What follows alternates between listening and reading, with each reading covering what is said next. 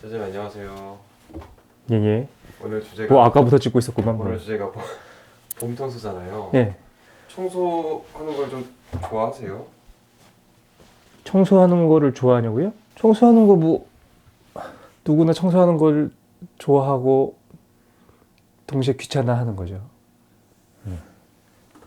생각해 보면은 지금은 상대적으로 귀찮음 좀 덜한 거 같고 조금 더 어렸을 때는 귀찮음이 더 컸던 것 같고 그 차이 정도 있는 것 같아요. 근데 청소하면서 가끔 느끼는 게 청소하는 게 그럼 왜 좋아졌느냐? 마음이 조금 젊었을 때는 격정적이잖아. 그리고 마음이 뭔가 복잡하고 정신이 없고 반대로 지금은 좀 마음이 상대적으로 이제 격정적인 것도 좀 사라지고 좀 안정되면서 청소하는 게 좋아진 것 같아요. 이게 무슨 소리냐? 라고 생각할 수도 있는데 물질적인 것과 정신적인 거의 관계에 대한 생각을 하게 되거든요. 그러니까 내 주변이 정리가 안 됐다는 거는 사실은 내 마음이 정리가 사실 잘 안 됐기 때문에 그거에 대한 반영이라는 많이 생각이 드는 거야. 정신과 신체에 대한 두 가지 관점이 있어요. 첫 번째 관점은 물질, 그런 것이 먼저 우선하고 그것이 원인이 돼서 정신적인 것으로 이어진다 라고 생각하는 사람들이 있고, 두 번째는 정신이나 마음이 우선한다고 생각하는 사람들이 있죠. 갑자기 물어볼까? PD님은 어떤 관점이 더 사실을 반영한다고 생각해요? 물질이 정신에 영향을 미치는 걸까? 아니면 정신이 물질에 영향을 미치는 걸까? 저는 물질이 정신에 영향을 미친다고 생각합니다. 그렇죠. 막내 작가님은? 저는 정신이 물질에. 지금 뭘 안 듣고 있었던 것 같은데? 일반적으로는 정신이 물질에 영향을 미친다고 생각하잖아. 그렇지 않아요? 내가 의지를 갖고서 내가 생각에 따라서 내가 무엇인가 행동을 한다고 생각하지.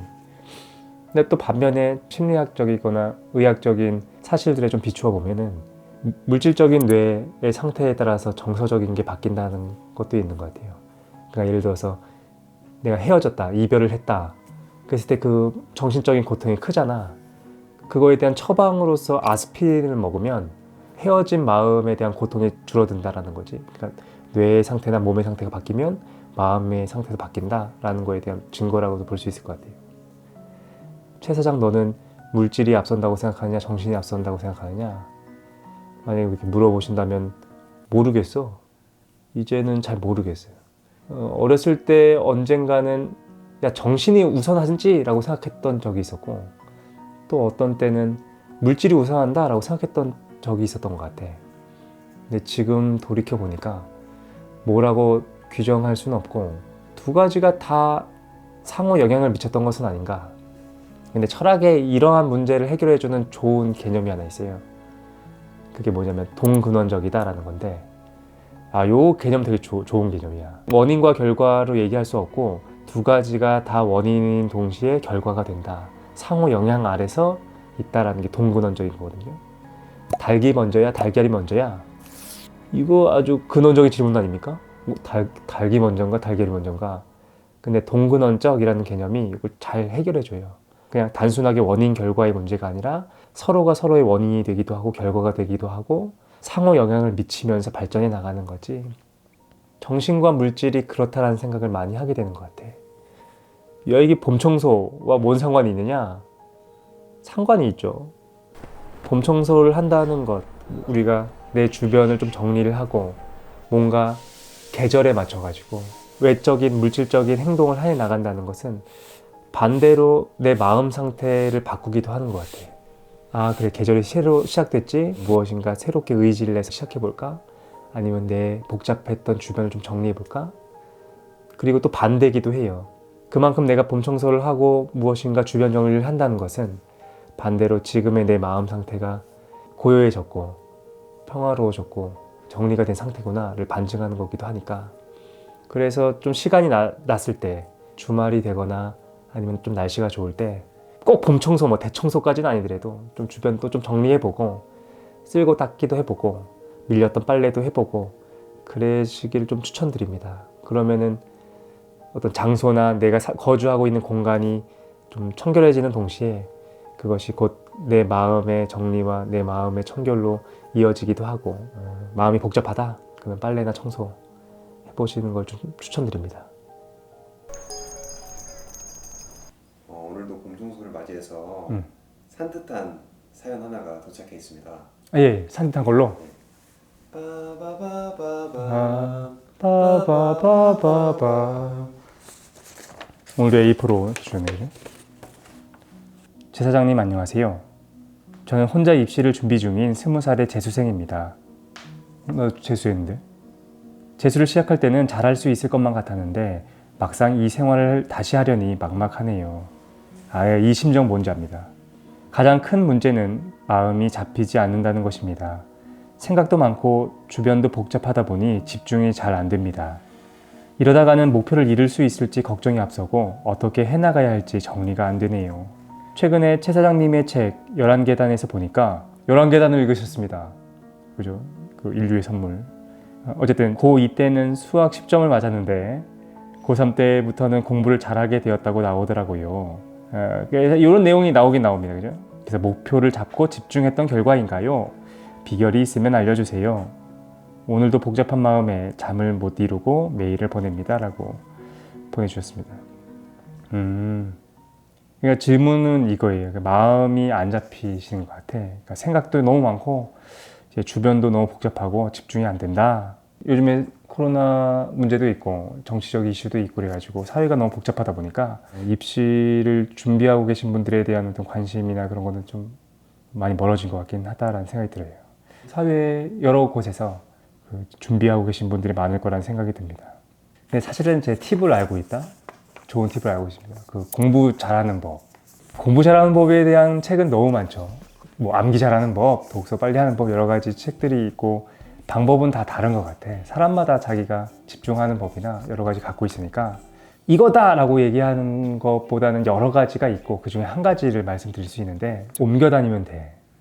무슨 말이냐면 아까 우리가 했던 얘기랑 연결이 좀 돼요. 정신이 먼저냐, 뭐 신체가 먼저냐, 물질이 먼저냐 이 얘기를 좀 했었는데 수리 PD는 물질이 먼저다 라고 얘기했고 우리 막내 작가님은 정신이 먼저다 라고 얘기를 했잖아요. 그런데 공부할 때는 누구나 다 정신이 먼저라고 생각한다. 그렇지 않나요? 공부가 안 되면 내 정신 집중의 문제나 마음의 문제라고 생각하는 거야. 내 마음을 다잡아야지 취업을 준비하거나 아니면 고시를 준비하거나 뭔가 그 삶에서 어떤 문턱을 넘어야 되는 걸 준비할 때 다 자기 마음을 이유로 삼는 것 같아요. 내 마음이 문제구나. 집중을 못했구나. 그런데 반대일 수도 있는 거야. 쉽게 얘기하면 이거죠. 내가 의지가 안 난다. 집중이 안 된다. 그러면은 공간을 바꿔야 돼. 물질 상태를 바꿔야 되는 거예요. 의지가 발현되고 집중이 될 수 있는 공간과 장소. 그래야 비로소 의지가 발생한다 라고 볼 수도 있다는 거죠. 내가 집에서 공부가 안 돼. 그런데 계속 집에 앉아가지고 공부가 안 되는 걸 그걸 막 잡고 있는 거야. 그러면 안 돼요. 우선 집 정리를 좀 해보고 그래도 문제가 있다. 그럼 집이 이유가 아닌 거거든. 그러면 이제 도서관에 가보는 거죠. 근데 도서관에 갔을 때도 잘 안 돼. 그러면 카페도 한번 가보는 거죠. 우리 때는 그 카페 가는 학생들이 별로 없었는데 요즘에 좀 많이 있는 것 같은데 카페에서 이제 백색 소음 들으면서 좀 준비가 잘 된다. 그럼 거기서 하면 되고 그것도 안 된다. 그럼 자기가 찾아가야 되죠. 제가 재수를 했지 않습니까? 재수하면서 참 많은 걸 느꼈었는데 왜냐면 그 전까지는 공부를 너무 안 하다가 공부를 열심히 하는 학생들을 좀 만나게 된 게 삶에서 좀 큰 교훈을 얻을 수 있는 계기가 됐었거든. 같은 재수학원에 있는데 학원을 안 나오는 거야. 물어보면 지하철을 탔다는 거예요. 뱅뱅뱅뱅 그걸 돈다라는 거야. 왜 그러냐고 물어봤더니 자기는 지하철 그 자리에 앉아서 공부할 때가 공부가 잘 된대. 저는 되게 좋은 방법이고 되게 훌륭한 학생이라는 생각이 지금은 좀 들거든요. 왜냐면 자기를 잘 아는 거지. 지금쯤 어디선가 뭘 할지는 모르겠지만 그 친구는 그 위치, 그 장소에서도 자신에 대해서 정확히 파악하고 환경을 바꿈으로써 문제를 해결하는 사람이 됐을 거라고 생각이 들어요. 물론 지금 이제 코로나 문제나 이제 사회적 거리를 우리가 둬야 되기 때문에 사람이 많은 곳에 가는 거를 지금 당장은 추천하기는 좀 어려워. 하지만 금방 지나가겠죠. 그리고 우리는 다시 일상이 시작될 거고 나의 의지나 집중력이 발현될 수 있는 곳을 스스로 찾아서 거기서 문제를 해결하면 좋겠다라는 생각이 듭니다. 그게 사실은 공부를 잘하는 뿐만이 아니라 제대로 살아갈 수 있는 법인 것 같아. 내가 회사를 다니는데 일이 잘 안 풀리고 내가 문제인 것만 같고, 그럼 자기를 탓하는 사람들이 있거든. 그런데 환경의 문제일 수도 있어요.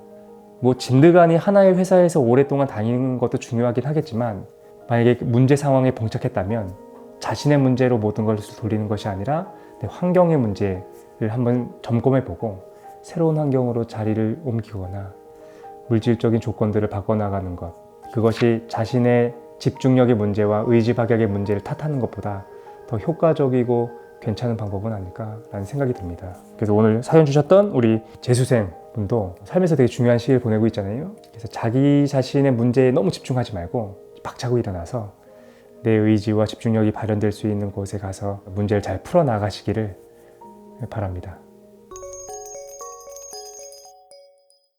11계단 저도 읽었거든요.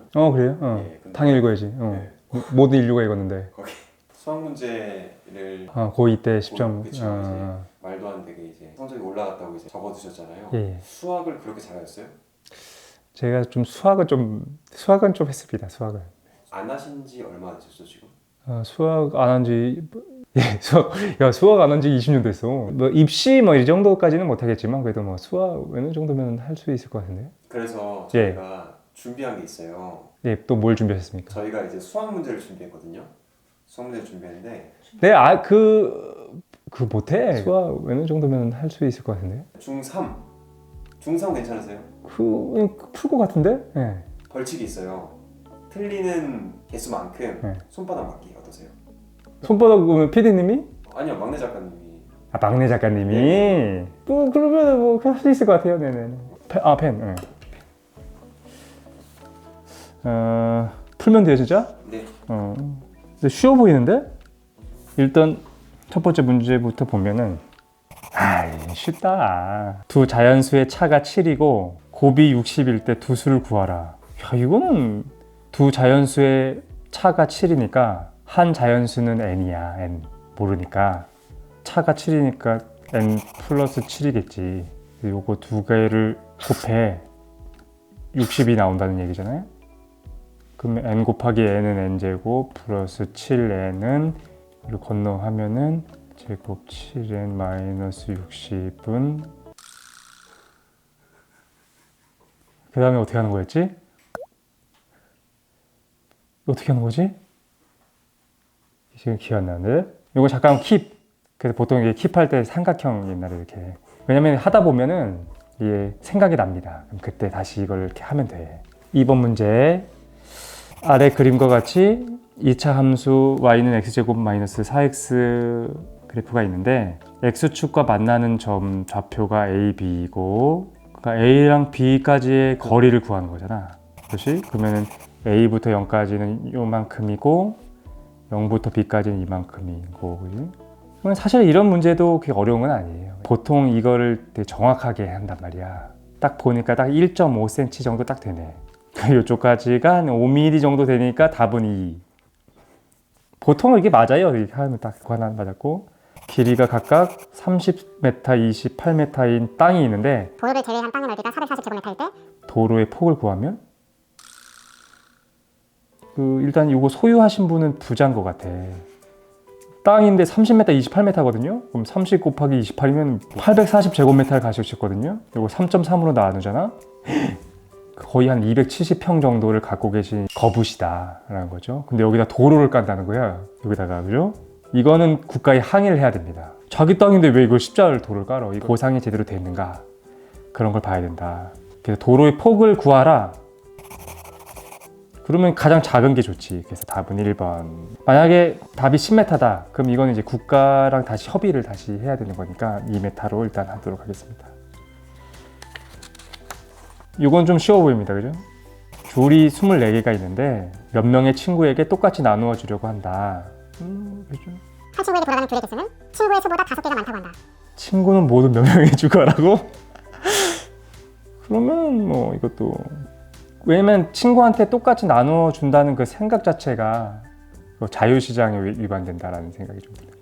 이거는 요즘 같은 세상에서는 똑같이 나눠줄 수는 없어.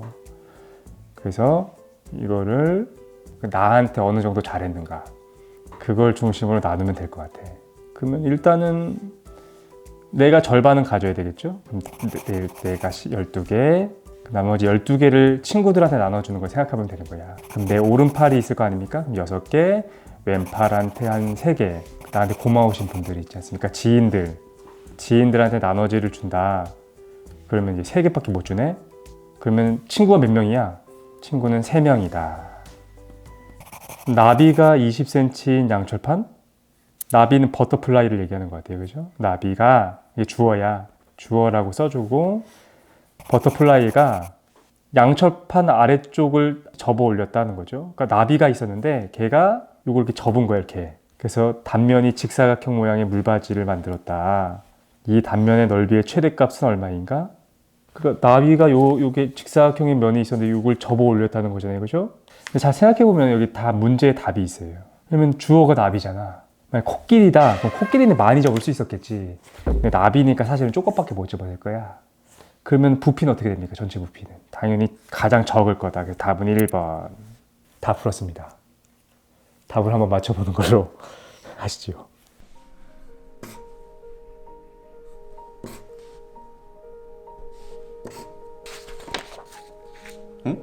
뭐 이거 보셨네? 결과 나왔어요? 네. 한 개 맞으셔가지고 한 개를 또 맞았어. 오. 4대 맞으면 돼요. 막내 작가님이 뭐 때리시는 것 정도는 뭐 괜찮을 것 같은데? 만우 작가님. 뭐야? 뭐 이걸로 쏜대. Cause you